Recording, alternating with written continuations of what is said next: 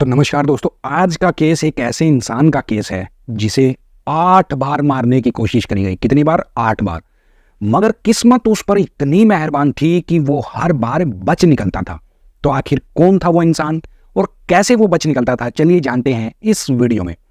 ये साल 1920 था। अमेरिका में उस समय वहां की मौजूदा सरकार ने शराब पर पाबंदी लगा दी थी, जिससे शराब पीने वालों में बहुत ज्यादा नाराजगी हो गई थी और ये शराबबंदी 12 साल तक लागू भी रहती है।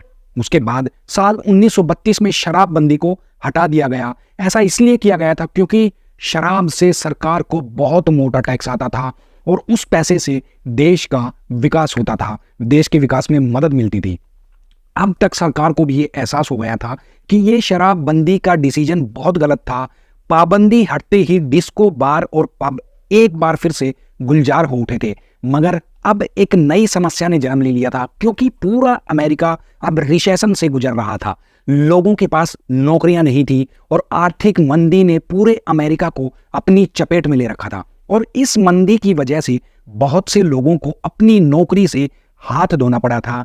इनमें माइक मेलोय नाम का एक न्यूयॉर्क में रहने वाला भी शख्स था, जिसकी नौकरी इस आर्थिक मंदी की वजह से चली गई थी। माइक फायर ब्रिगेड डिपार्टमेंट में काम करता था और छटनी के दौरान उसे भी नौकरी से निकाल दिया गया था। नौकरी जाने की टेंशन माइक को मैखाने की तरफ खींच लाई। माइक अब रोज बार में आने लगा था और बेइंतहा शराब पीने लगा था। सुबह से लेकर शाम तक वो शराब के नशे में डूबा रहता था। जिस बार में माइक शराब पीता था उस बार के मालिक का नाम था टोनी और उस बार का नाम भी था टोनी बार।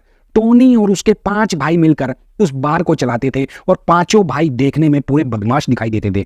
उन दिनों लोगों की नौकरियां जाने की वजह से न्यूयॉर्क शहर में क्राइम भी बढ़ गया था। टोनी के बार में लीजा नाम की एक महिला भी रोज शराब पीने आती थी। लीजा डेली उसके बार में आती थी, टोनी बार में, और उसके पास भी नौकरी नहीं थी। टोनी के 5 भाइयों में से एक भाई के दिमाग में एक शातिर आइडिया आया और वो अपने भाइयों को अपने उस आइडिया के बारे में बताता है कि क्यों ना हम लीजा का इंश्योरेंस करवा दें और बाद में इसे मारकर इसके इंश्योरेंस के सारे पैसे हम खुद 5 भाई रख लेंगे। पांचों भाई इस काम के लिए हाँ कर देते हैं और टोनी उस महिला को धीरे धीरे फ्री में शराब पिलाकर उसका कॉन्फिडेंस जीत लेता है और लीजा को अपने सबसे छोटे भाई से मिलवाता है टोनी और बताता है कि ये मेरा भाई एक लाइफ इंश्योरेंस एजेंट है, इसे एक इंश्योरेंस की जरूरत है, नहीं तो इसकी नौकरी चली जाएगी।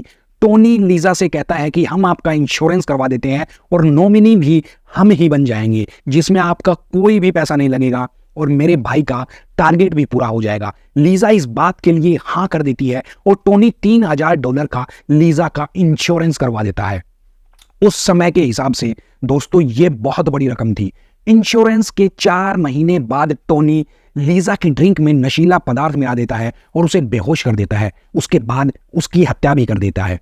पहले ड्रिंक में बेहोशी की दवा मिलाता है, फिर उसे पिलाता है और फिर बेचारी को मार देता है। लीजा की मौत के बाद इंश्योरेंस का सारा पैसा टोनी और उसके भाइयों को सबको मिल जाता है। अब सब भाई मिलकर ये सोचते हैं कि यार ये तो बड़ा सही धंधा है, क्यों ना हम ऐसे ही इंश्योरेंस से पैसे कमाते रहें।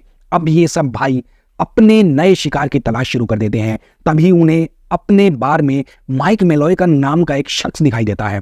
वो उसे देखकर अपना शिकार चुन लेते हैं क्योंकि माइक जो है हर रोज सुबह आकर गुड मॉर्निंग बोलता था और पूरा दिन उस बार में बैठकर शराब पीता रहता था और शाम को सबसे लेट वहां से उठकर जाता था।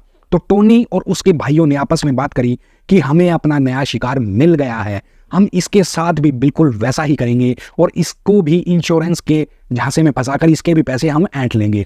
इस दौरान उन्होंने माइक की हिस्ट्री के बारे में पता किया और उन्हें इस बात का पता चला कि माइक इस दुनिया में अकेला ही है और ये एक होमलेस आदमी है। इसके मरने की इंक्वायरी कोई भी नहीं करेगा और हमारा काम भी आसान हो जाएगा। अब टोनी माइक से दोस्ती कर लेता है और माइक को बोलता है कि तुम हमारे सबसे पहले कस्टमर बनकर आते हो और जिस दिन तुम हमारे बार में आते हो उस दिन हमारी खूब सेल होती है, दबाकर सेल होती है, दनादन सेल होती है, इसलिए हम तुम्हें मुफ्त में शराब पिलाएंगे।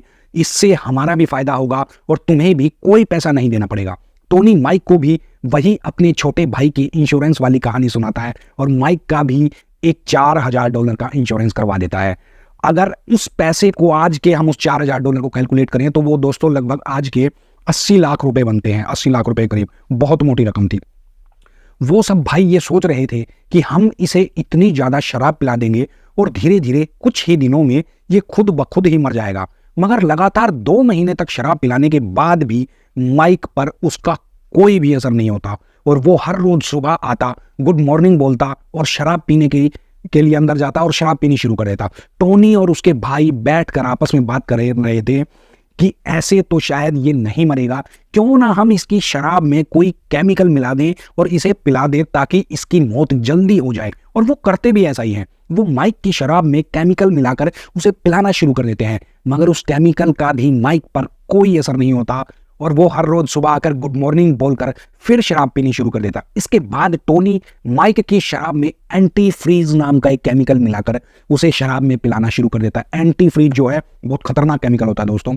अब तो टोनी और उसके भाई खुश हो जाते हैं कि यह यहाँ आके शराब पिएगा और बाहर जाकर जब रोड पर सोएगा तो इसकी मौत हो जाएगी। मगर देखने वाली बात यह थी कि माइक पर एंटी फ्रीज का भी कोई असर नहीं होता और वह अगले दिन सुबह फिर से बार में आ जाता है और गुड मॉर्निंग बोलकर फिर से शराब पीनी शुरू कर देता है। टोनी और उसके भाई एक बार फिर उलझन में पड़ जाते हैं कि आखिरकार ये आदमी मर क्यों नहीं रहा, क्योंकि अगर कोई आम आदमी इतनी शराब और वो भी केमिकल मिली शराब पी ले तो वो 2 दिन ज्यादा से ज्यादा 3 दिन में बिल्कुल मर जाएगा, वो किसी भी हालत में नहीं बच सकता। मगर इस पर तो माइक पर इस शराब का और केमिकल का कोई असर नहीं दिखाई दे रहा। यह बात पांचों भाइयों को परेशान कर रही थी। इसके बाद टोनी ने माइक की शराब में तारपोलिन मिलाकर उसे पिलाना शुरू कर दिया। वो तारपोलिन को माइक की शराब में मिला देते और उसे माइक को पिला देते। अब टोनी और उसके भाइयों को यकीन हो चुका था कि 2 दिन के अंदर माइक की मौत निश्चित है, इसे दुनिया की कोई भी ताकत नहीं बचा सकती है। मगर तारपोलिन मिली शराब पीने के बाद भी माइक हर रोज मतलब उससे नेक्स्ट डे आया सुबेरे और गुड मॉर्निंग बोलकर फिर शराब पीने बैठ गया। अब टोनी और उसके भाई फिर से परेशान हो गए कि आखिरकार ये इंसान मर क्यों नहीं रहा, क्योंकि तारपोलिन एक ऐसा केमिकल है जिसे पेंट में मिलाया जाता है और ये बहुत खतरनाक केमिकल होता है जिसे पीने के बाद मौत निश्चित ही हो जाती है। मगर माइक पर इसका भी कोई असर नहीं हो रहा था। अब टोनी और उसके भाई तारपोलिन को छोड़कर मैथेनॉल दोस्तों उसकी शराब में डालकर उसे पिलाना शुरू कर देते हैं और वो ये सोचते हैं कि मैथेनॉल मिली शराब पीने के बाद उसके लिवर और किडनी खराब हो जाएंगे और ये 3 दिन में ही मर जाएगा। वो माइक को 3 दिन तक जमकर मैथेनॉल मिली शराब पिलाते रहते हैं और सोचते हैं कि आज रात को माइक तो जरूर मर ही जाएगा। मगर चौथे दिन माइक फिर सुबह उसके बार के बाहर आकर दरवाजा खोलते ही उन्हें गुड मॉर्निंग बोलता है और फिर शराब पीने के लिए बैठ जाता है। अब टोनी और उसके भाई बुरे तरीके से चिढ़ जाते हैं कि आखिर यह इंसान किस मिट्टी का बना है, इस पर किसी भी चीज का असर ही नहीं हो रहा है।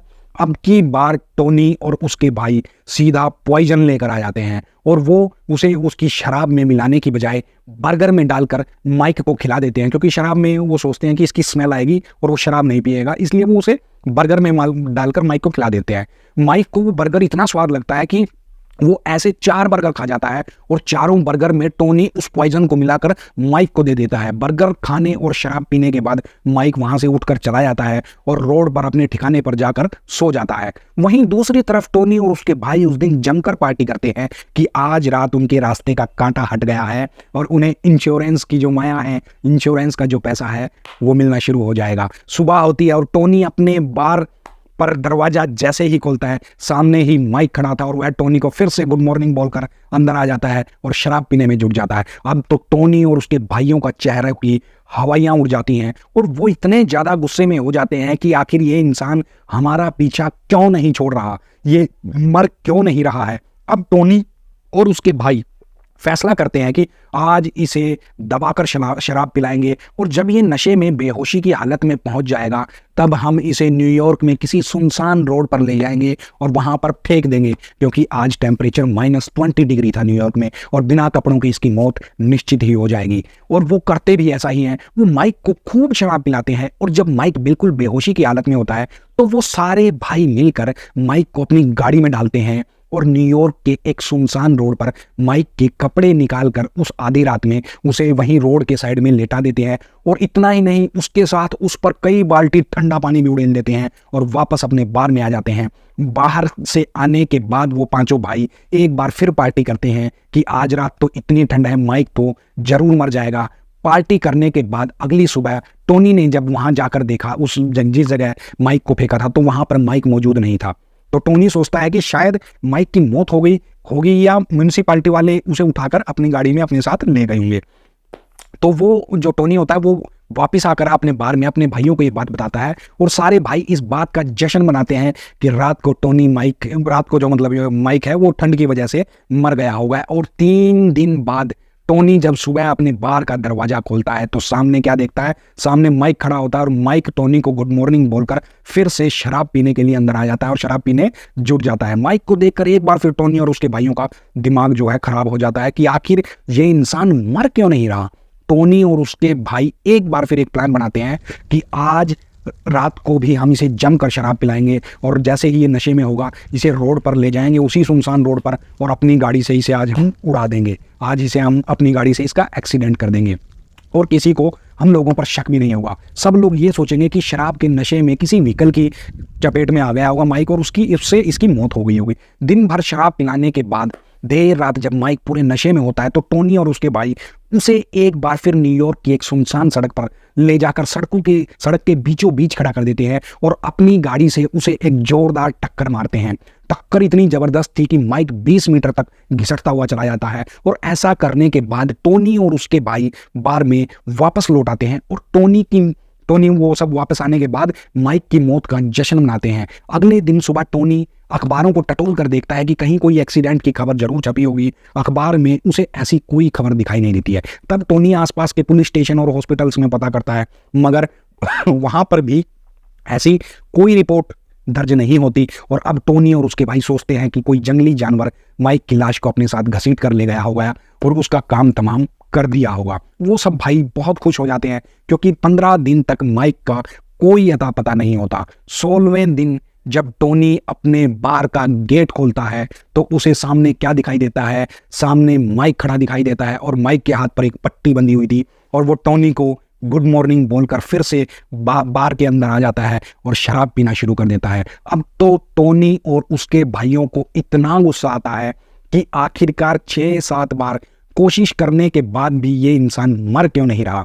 अब वो सब मिलकर एक आखिरी कोशिश करते हैं। वो कार्बन मोनोऑक्साइड का एक सिलेंडर खरीद कर लाते हैं और उस कार्बन मोनोऑक्साइड के सिलेंडर को अपने बार के ऊपर बने कमरे में रख देते हैं। ऐसा करने के बाद वो दिन भर माइक को शराब पिलाते हैं और शराब के नशे में ही रात को माइक को ऊपर उस कमरे में ले जाते हैं जहां पर कार्बन मोनोऑक्साइड का सिलेंडर रखा था और उस सिलेंडर की एक पाइप माइक के मुंह में डालकर उसे ऑन कर देते हैं सिलेंडर की नोब को। और ऐसा करने के मात्र 10 मिनट के अंदर ही माइक की मौत हो जाती है और वो सब भाई माइक को न्यूयॉर्क की सुनसान सड़क पर फेंक कर आ जाते हैं। अगले दिन पुलिस माइक को ले जाती है और उसका डेथ सर्टिफिकेट बना देती है। इसके बाद उसके इंश्योरेंस का पैसा उसकी पॉलिसी के मुताबिक टोनी और उसके भाइयों को मिल जाता है।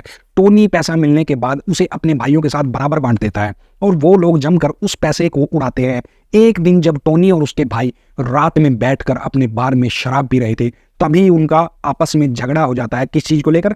पैसों को लेकर 4-5 भाइयों का आपस में झगड़ा हो जाता है और वो आपस में लड़ना शुरू कर देते हैं। इसी दौरान एक आदमी जब बीच बचाव करता है तो उस दौरान एक टूटी हुई बोतल उस इंसान के पेट में घुस जाती है जिसकी वजह से उस बीच बचाव करने वाले इंसान की मौत हो जाती है। ऐसा होने पर पुलिस टोनी बार में आ पहुंचती है और 5 भाइयों को उठा लेती है। 5 भाइयों को गिरफ्तार करके पुलिस स्टेशन ले जाती है।